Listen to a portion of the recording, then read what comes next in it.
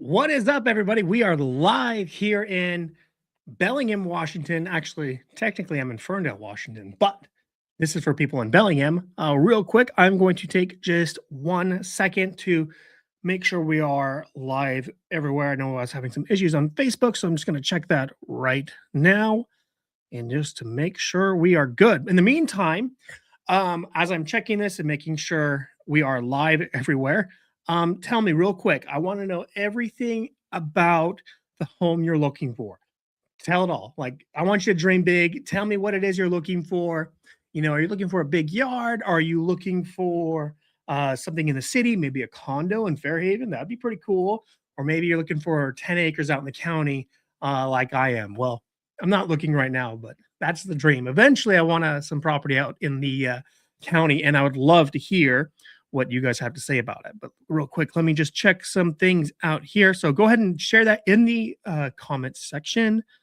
And let me know where you're from. Are you from Bellingham? Are you from out of state? Please do share. Let me just quickly click edit this, see where we're at. And how do I change this to anyone? Gosh, Facebook is weird. It makes all my live streams private by default.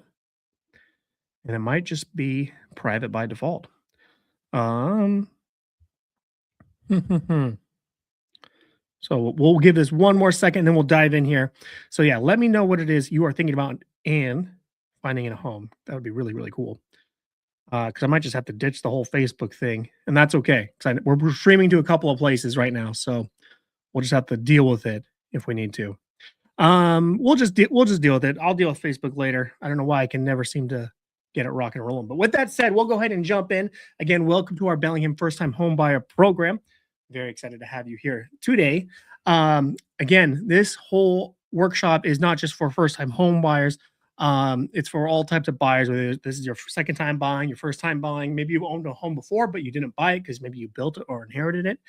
This class is going to be for you.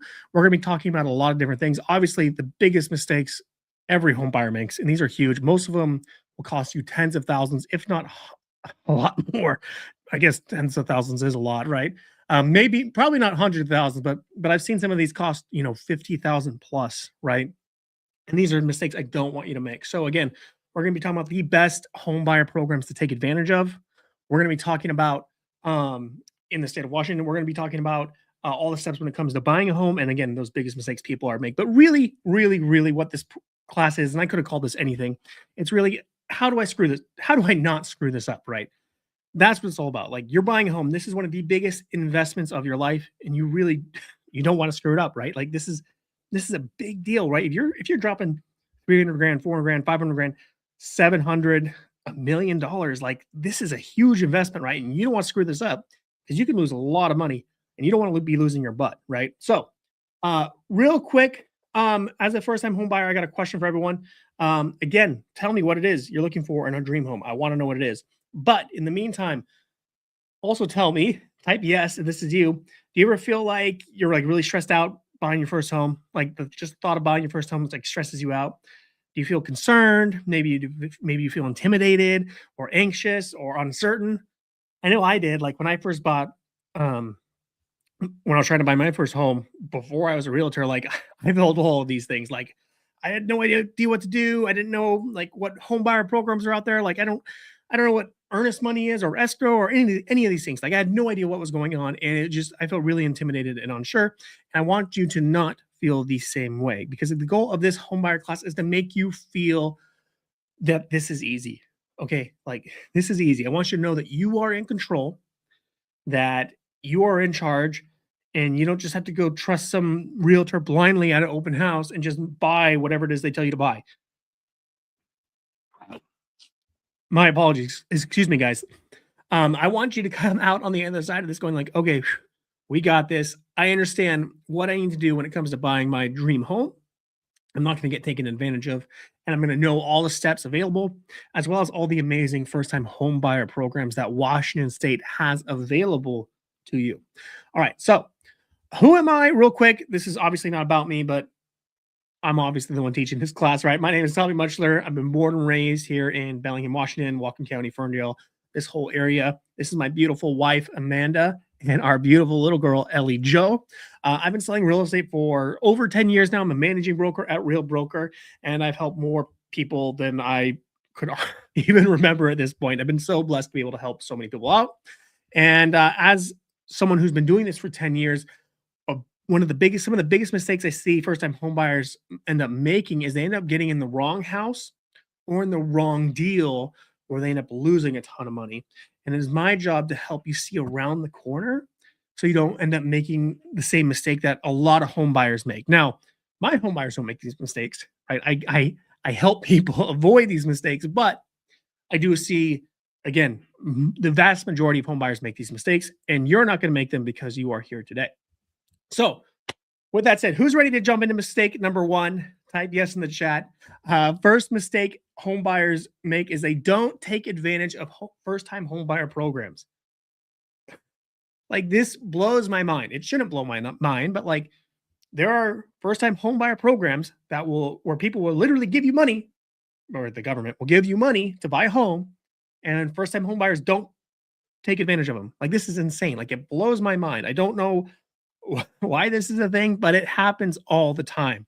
Okay, and we don't want to do that. In fact, it's kind of like this. Raise your hand if you like the idea of like leaving tens of thousands of dollars on the table. Like, do you like the idea of just lighting on fire tens of thousands of dollars? Hopefully, you didn't raise your hand. I know it's kind of a silly question, but like it's true. A lot of people do it, right? A lot of people just light tens of thousands of dollars on fire, and when buying a home, and it's stupid. It's idiotic. Sorry, I don't even know where I'm going with that, but we're not going to do that with you guys. So, and the reason is they're not taking advantage of a lot of the first time home buyer programs out there. Now, there's a lot of first time home buyer programs out there on the market, and they cover so many different things. It's kind of confusing. So I do get that. We're going to be talking about some of my favorite ones in this class today and how you can take advantage of them. But what are first time home buyer programs? Well, there's a lot of them. Some are specific to your location, right now, there's a first time home buyer program just for people in Bellingham. There's also first time home buyer programs that are for people in like Ferndale, Linden, like the more rural area, but not in the bigger city like Bellingham. Like, they don't apply to that. They apply to like the more rural areas. That's a hard word. Say that 10 times fast. Rural.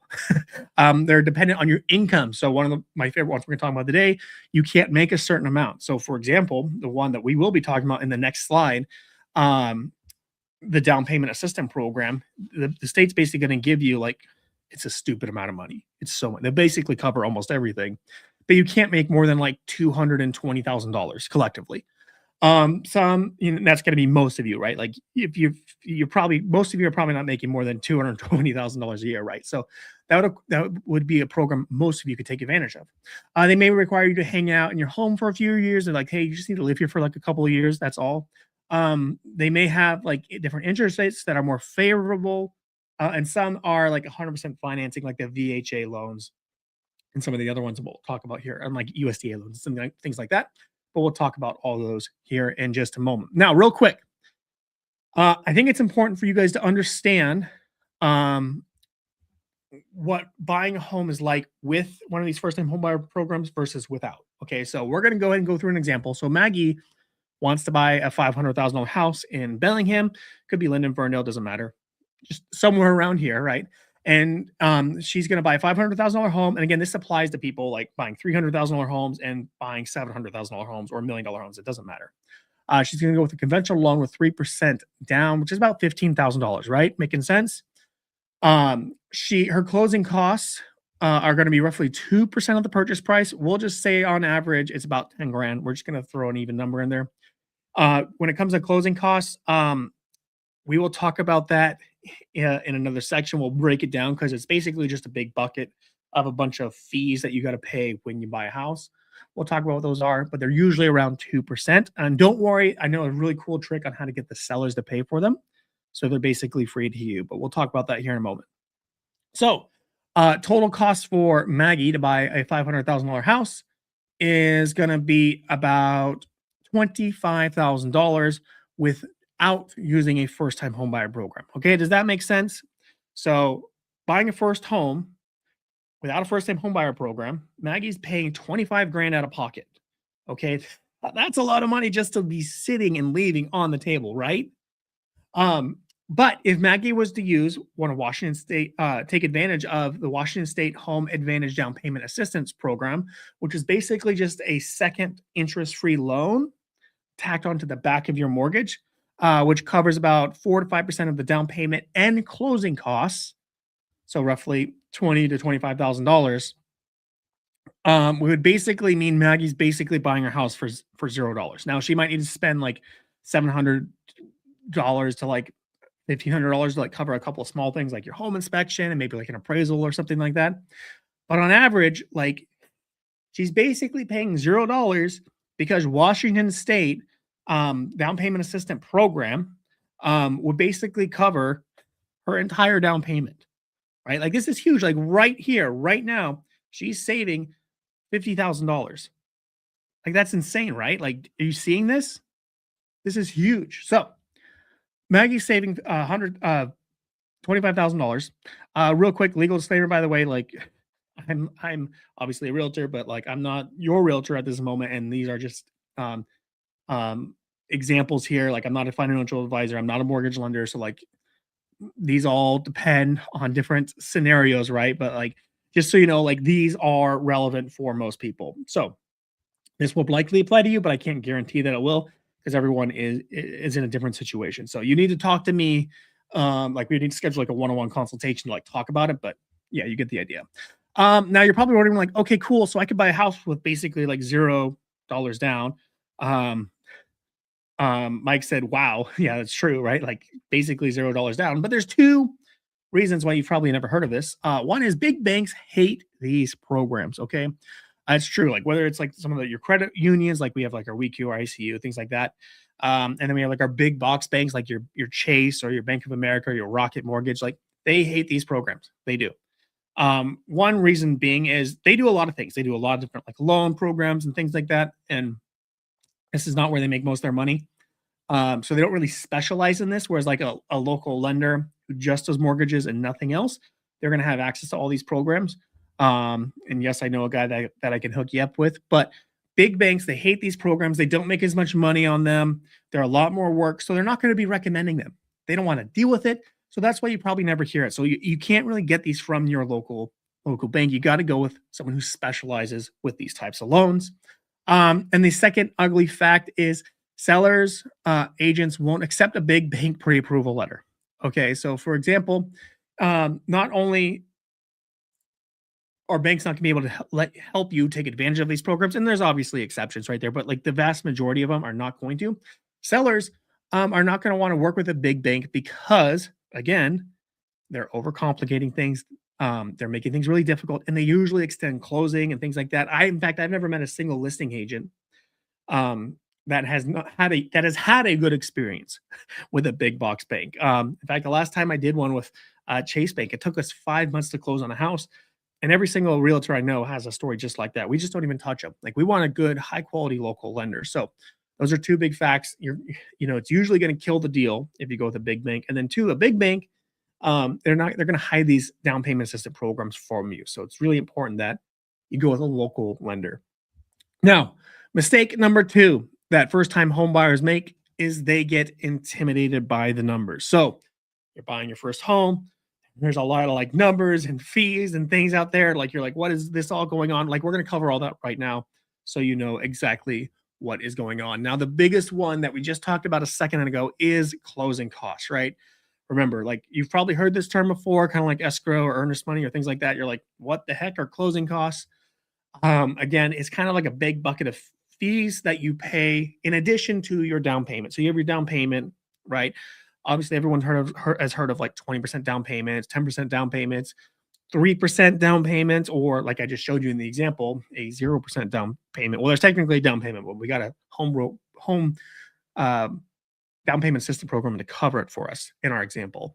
But there's still something called closing costs. Now, again, closing costs are basically just a big bucket of fees. So the first and most common in this bucket is going to be your escrow and title fees. Now, escrow basically They are going to collect all the documents. They're going to basically facilitate and manage the entire transaction. They're going to go record everything at the county. They're going to review title with you or offer title insurance, which is something you're really going to want because in case, I mean, it's basically what title insurance is, and it doesn't cost a lot. It's usually a fee that you split between the seller and you. It's basically an insurance plan. So like if the house that you're buying is on great grandpa's land and a son who's like a 1/50th inheritor, not son, but great grandson says like, hey, my grandpa owned this, like you got to give it to me or something like that, which is super rare. Basically that is an insurance policy to cover you, so you're good, right? Okay, so that's kind of what's going on there.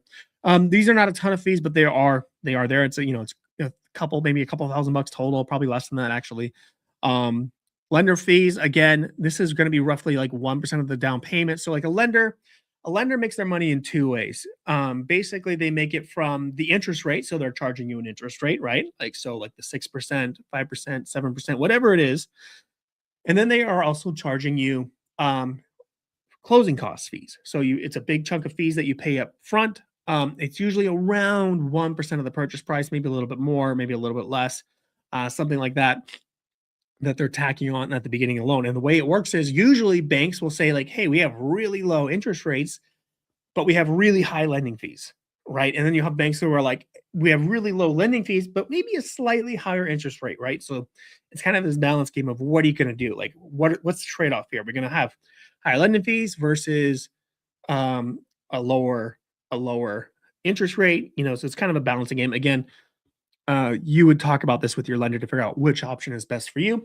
But that's one of the things that's included inside of closing costs. Again, it's around 1%, maybe it can be like 1.5. But you also have things like rate buy downs. You can buy down interest rate. So if you have an interest rate that's like 6%, because they're a little bit higher right now, like 6.25, 6.5 as of today, as of recording this video, you can actually buy a lower interest rate, right? So you have these things called rate buy downs. Now, again, we can usually get the seller to pay for these, but we'll talk about that later. Then you also have like HOA fees. These are like really annoying, like knocking on the nose fees. Like they're basically just, hey, thanks for joining our HOA. It's going to cost you $200. Like, okay, just insult to injury, right? And so forth.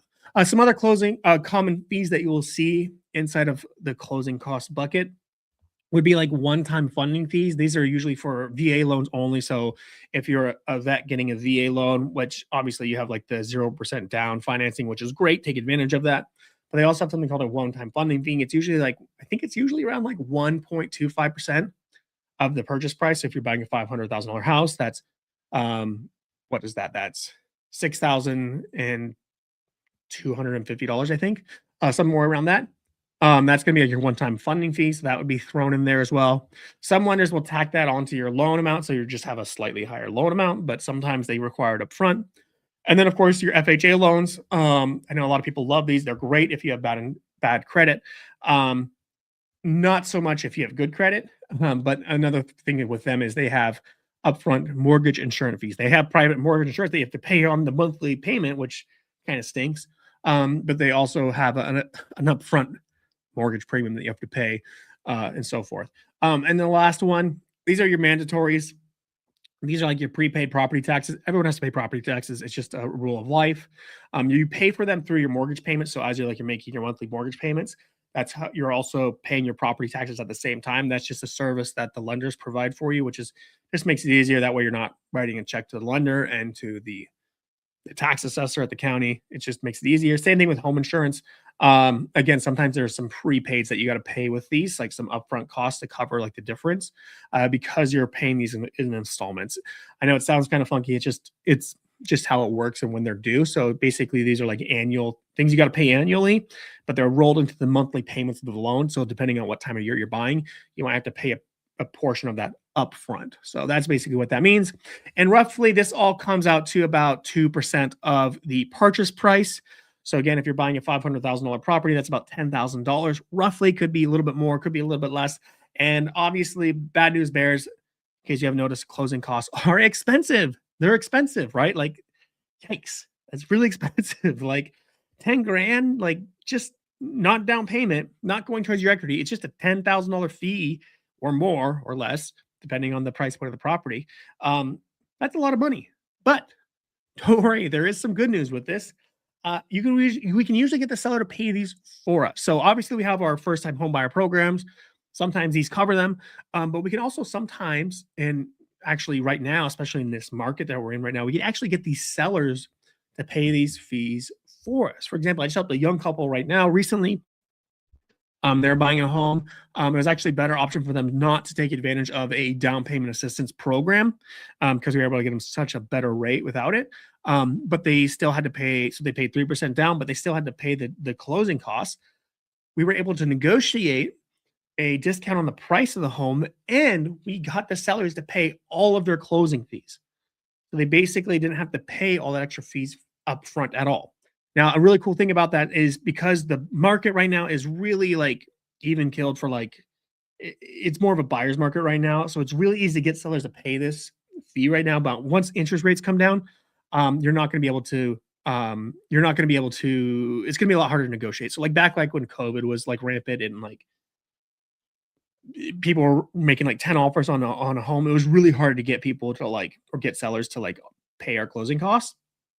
Obviously, with things cooling down and things been pretty flat and level the last 3 years, it's been a lot easier to get them to pay those closing costs. I did get your question, by the way.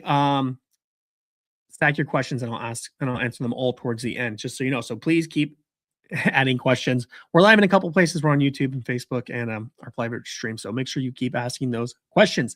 Some other numbers that you need to be aware of is it's all about the monthly payment. Now, what do I mean by this? Well, believe it or not, you can have one house that costs less, have a higher monthly payment than a newer, nicer home that maybe costs more over here on the other side of the street. Why is that? Well, unfortunately, in Washington State, we have these things called property taxes, which obviously stink. And it's kind of unknown how they're determined. I mean, we know how they're determined, but like sometimes they just don't make sense. You'll see one house that has property taxes for $300,000, and you'll see another one that's not $300,000. Sorry, you'll have property taxes for $3,000 a year, and then you'll see another one that's $5,000 a year or $6,000 a year or more, and it just doesn't really make any sense. Same thing with insurance. You can have insurance premiums because a house is like deep in the woods or maybe down a long driveway. It's going to have a higher insurance premium versus one in a neighborhood, especially one like right next to a fire hydrant. My primary residence that I'm in right now, I have a fire hydrant in my lawn, and my property is literally it's 3 times cheaper than other properties I've seen that are out in the woods. Like my homeowner's insurance, sorry, my homeowner's insurance is 3 times cheaper than it is in other places. Meaning, but between homeowners insurance and property taxes, you can get a nicer house. I'm just going to say this one's nicer for the sake of this video. A nicer house in this one than for like with a less monthly payment. It might cost more. The house might cost a little bit more, but your monthly payment would actually be less. Next thing we need to talk about numbers wise is credit reporting. This is a big one. Like who here feels like this guy right here? Uh, you kind of like cringe. You're like, oh, I don't know if I want to talk about credit right now. Like I don't really want to talk about it. This is just an important detail I do want to talk to you guys about when it comes to credit. It's going to be fine. It's going to be okay. Like I know some of you maybe have like a hospital bill from like 10 years ago, like that you need to pay. Like it's going to be fine. Okay. Like you're going to be okay. The thing is about credit, like what I need you to do if you're going to be buying a home is first off, and you're not sure about your credit, like, you know, like I might have something on there from like a few years ago. Don't worry about it. Don't worry about it. Like we're going to help you take care of it. First thing you need to know is do not let anyone let you do a hard pull on your credit yet. If your score is marginal and like you need those couple of points, like you do not want to do a hard pull. They could do a soft pull. So for example, like my lender, he would do like a soft pull, which does not affect your credit. They'll eventually need to do like a hard pull when we do like the final calculations, like right before we close. But they could do a soft pull now to see where you're at. And what they can do is they can take that and help you build out a battle plan. So for example, our second takeaway that I want to go over you with is like, I don't want you to be a hero. Like I know another thing people do is like, they'll like, okay, I'm going to like buy a house. Like I should start paying off maybe that collection notice from like 10 years ago. Well, you might not want to do that. And the reason being is, it's dormant. Now, I'm not like a financial expert person or anything like that. I'm just telling you what my lender does to like help people get qualified. So like, please take that with a grain of salt. But oftentimes what we've seen is like, hey, it's kind of like a little fire. Like you have like like some burning embers, like in a fire, and like it's totally fine. But like maybe you have like this old debt, and like, okay, well I'm gonna go pay it off now. Like, and you start paying it off. It's kind of like pouring gasoline on it, and now it blows up and turns into the big thing. And now the credit reporter's like, wait a second, what's this old debt? Okay, it's active again.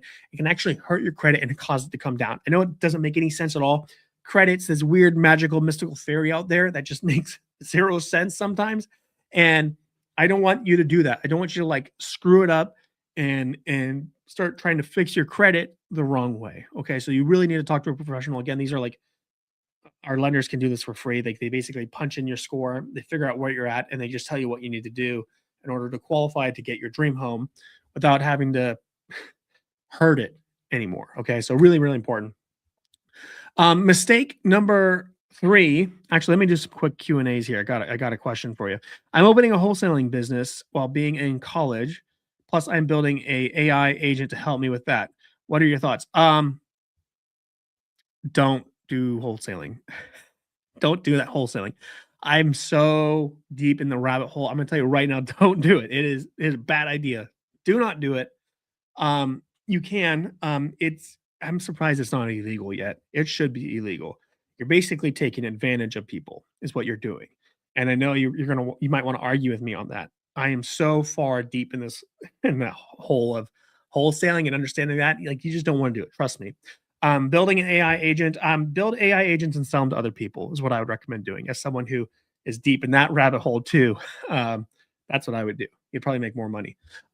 Anyways, mistake number 3, they don't know how much a home truly costs to buy and what steps to take. Okay, this is a big mistake. Like who's a little confused on like what you need to do when it comes to buying a home?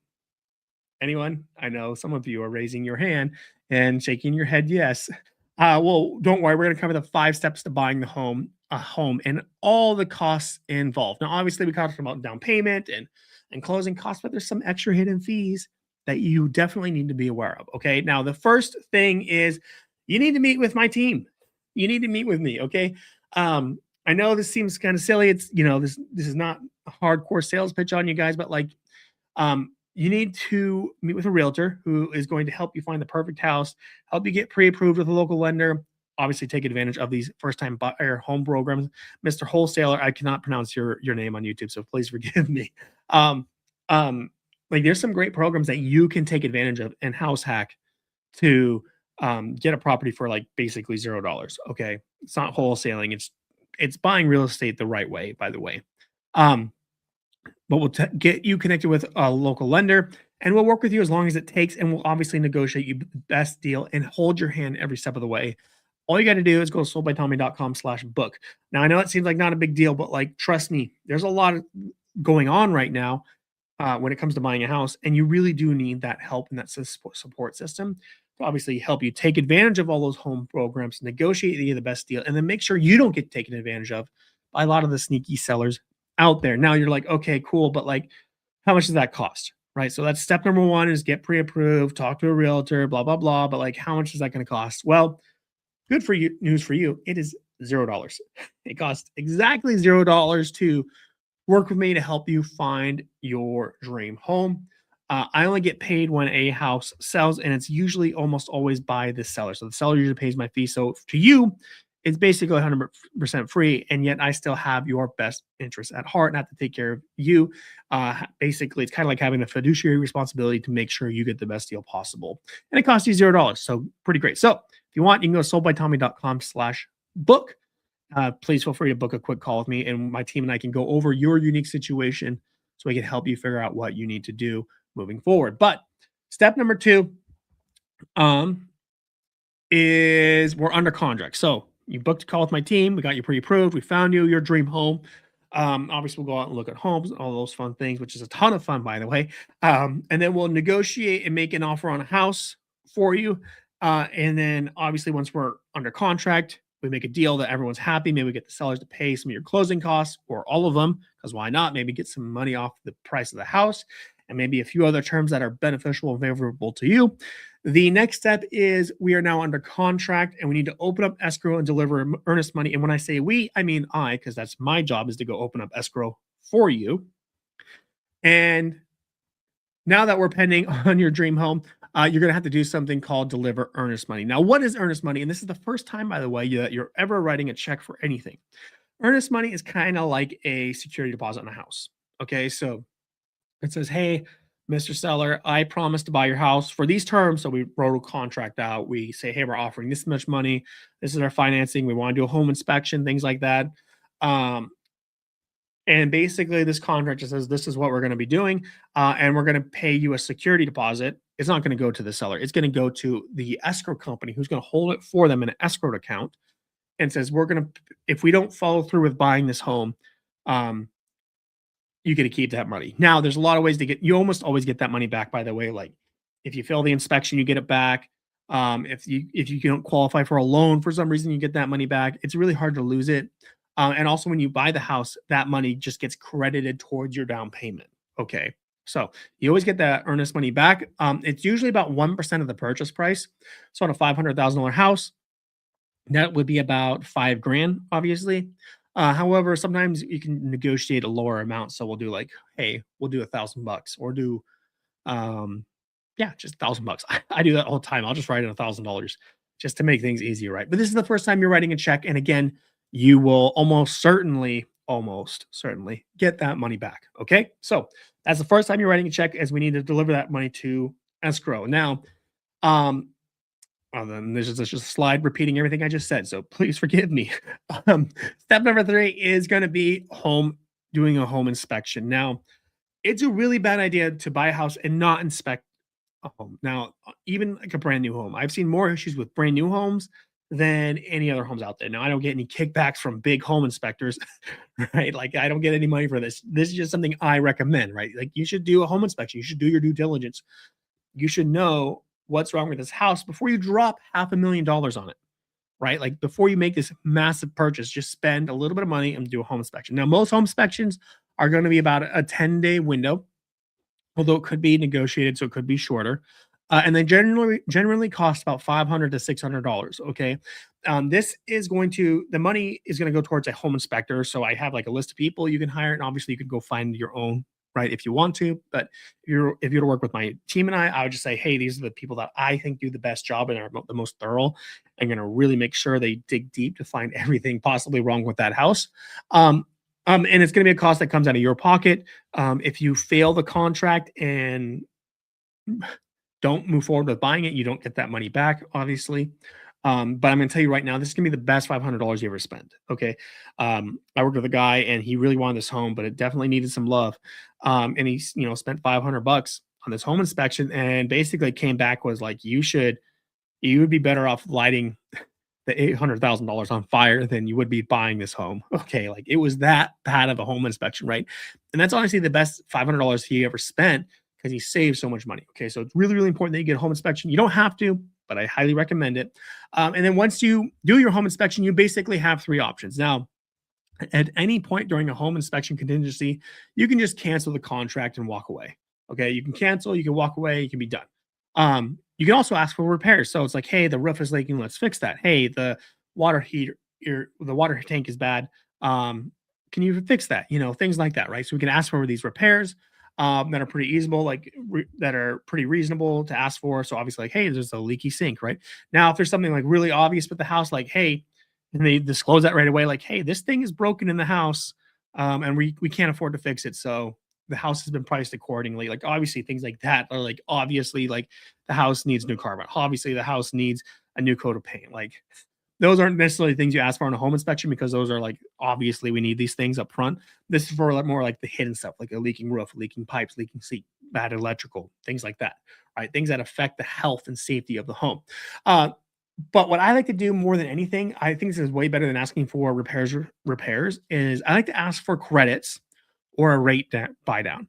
Basically, we can say, hey, cover more of our closing costs, or maybe we didn't get any closing costs covered when we first negotiated, and now we want to get either more or some of those closing costs covered now, or we can buy down our rate. Maybe we've already maxed out like our closing costs. Like, hey, we already got our closing costs covered. Well, we could buy down our interest rate so we have a lower monthly payment. And oftentimes, what I see, and this isn't true all the time, but I would say the majority of the time, mostly what I see wrong with like when people need to do like a home inspection, like something's wrong and they need to get it fixed. Usually, what I'll see is like, hey, this is like a $20 Home Depot fix you can do. Now we can ask a contractor to come fix it for us, and they're going to charge $500. Um, but instead of asking the contractor to pay $500 to come fix this for us, I would say, hey, why don't we just ask the sellers to give us the $500 instead? We'll fix it ourselves. We'll spend $20 on it. Maybe we'll have dad do it. Maybe we'll do it. We'll watch a YouTube video. Maybe a friend can do it.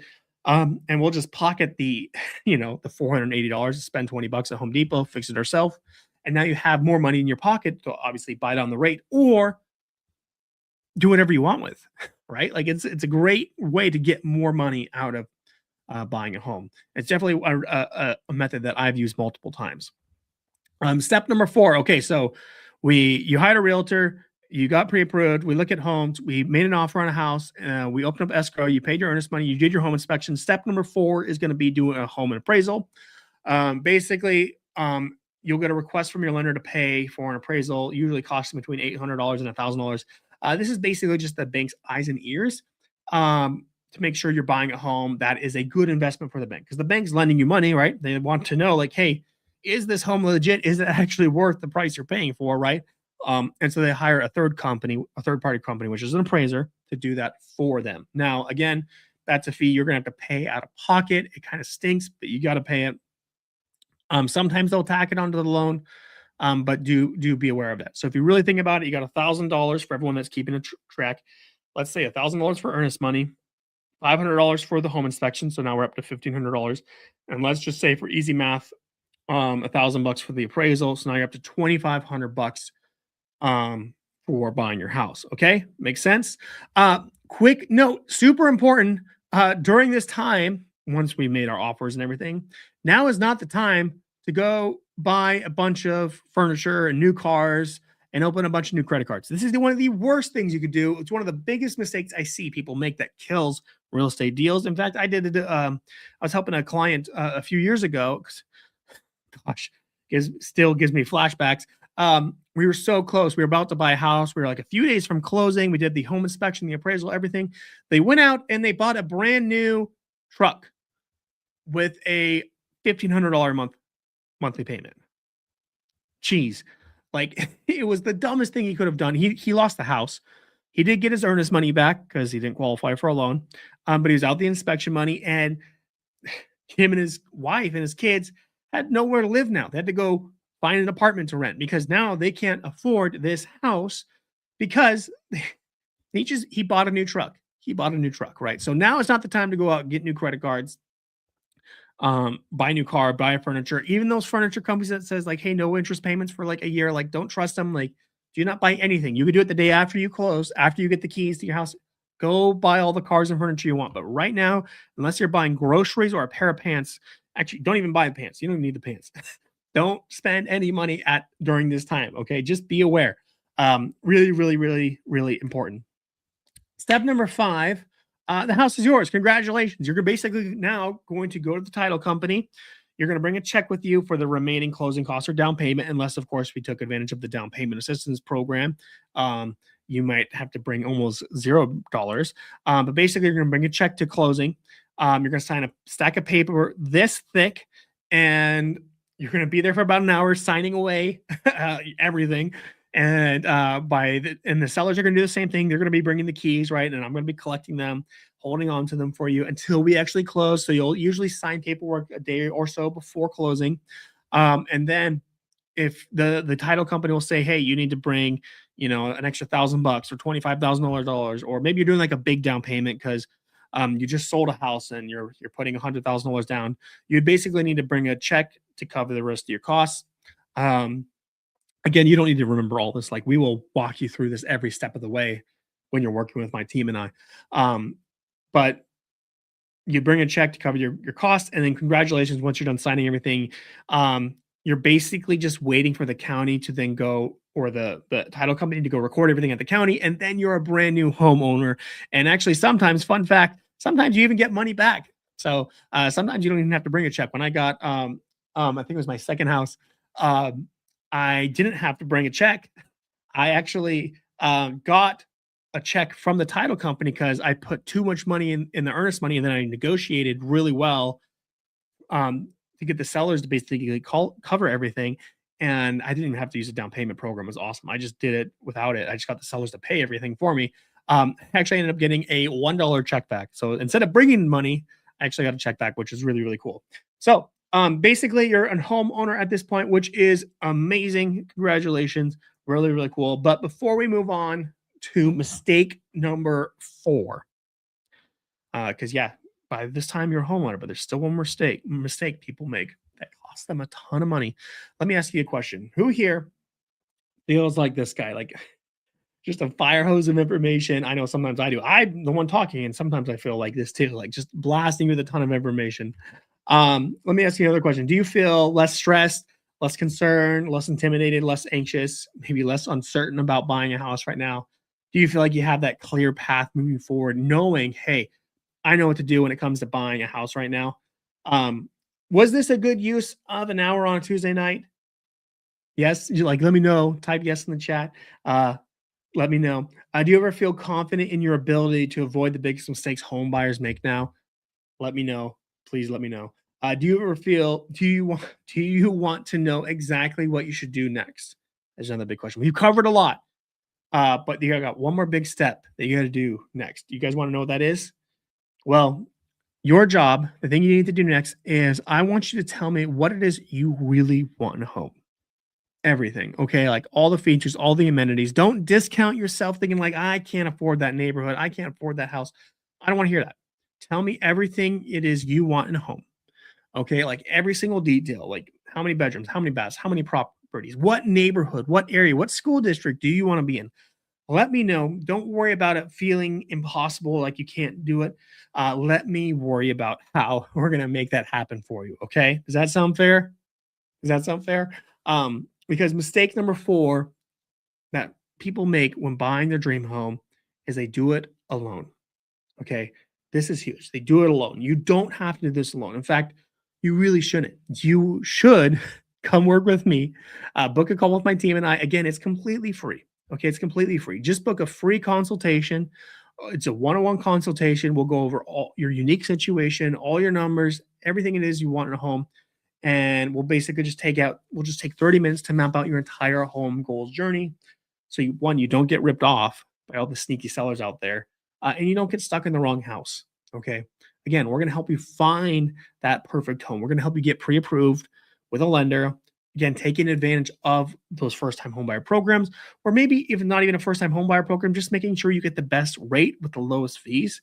Um, and we're going to work with you as long as you take. Again, some people, a guy told me last week he didn't want to reach out because he seemed like I was too busy. Like, no, like don't worry about it. Like, reach out, say hi, book a free consultation. Like, I will work with you as long as it takes.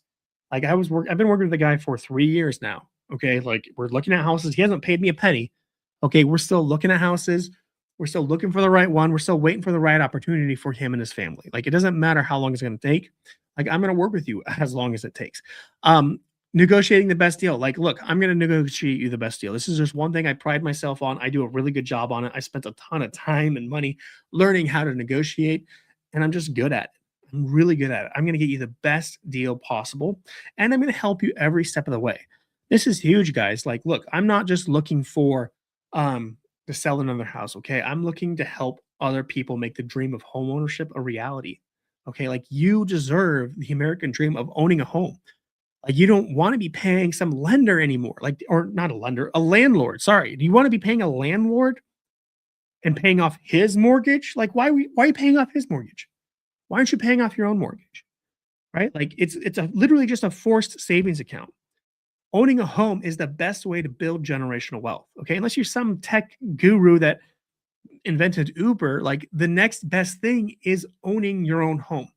It really is. I know that sounds cheesy, but it's true, right? Like, think about it. When you're renting, you can't improve the property. You can't paint the walls. You can't build that fence. You can't add an addition. You can't make it yours. You're not even paying for it, you're paying the landlord who's paying it off. You're making him rich. You literally are, right? Like, don't do that. Like, book a free consultation. Like, literally, like it's free. Again, my fee, what I charge people, like that's covered by the seller. It's part of negotiating. Like my fee is going to be covered, right? Like it's basically free to you. Doesn't cost you anything. At least the consultation, right? Like at least you got to believe me on that, right? Like, at the end of it, even if you don't want to work with me, I can at least steer you in the right direction. Like I can connect you to the right people. I can point you in the right direction, and I can show you what it is you need to do when it comes to finding your dream home without overpaying, without getting ripped off, so you can finally be financially free and stop paying some landlord. So again, go to soldbytommy.com/book. Please feel free to throw any questions in the chat. I'm more than happy to answer those questions. But seriously, yeah, go to soldbytommy.com/book and book a free one-on-one consultation with me. Again, we're just going to spend a few minutes mapping out your entire home goals journey, like what it is you want, what it is you're looking in a house, where you're at financially. Do you qualify for a loan right now? Do you not? We'll connect you with a local lender, and we'll build out this whole battle plan for you and your family to make the reality of owning a home a reality. Said that twice. Could have said that better. Okay, so seriously, go to soldbytommy.com/book. And let me know what it is you guys, and let's stay in touch. Like just so you know, real quick though, I only can work with so many people at a time. I actually have less than 6 spots available right now, and that's just because I only limit with how many people I work with at the moment. So if you do want to book a free consultation, please do. Like it's not a bother. And if you decide to work with me, great. If not, no worries at all. I'm more than happy to point you in the right direction. But yeah, go ahead and book it out. Otherwise, I will see you guys when I see you, hopefully on a call. You better book a call with me. With that said, I'll see you guys around.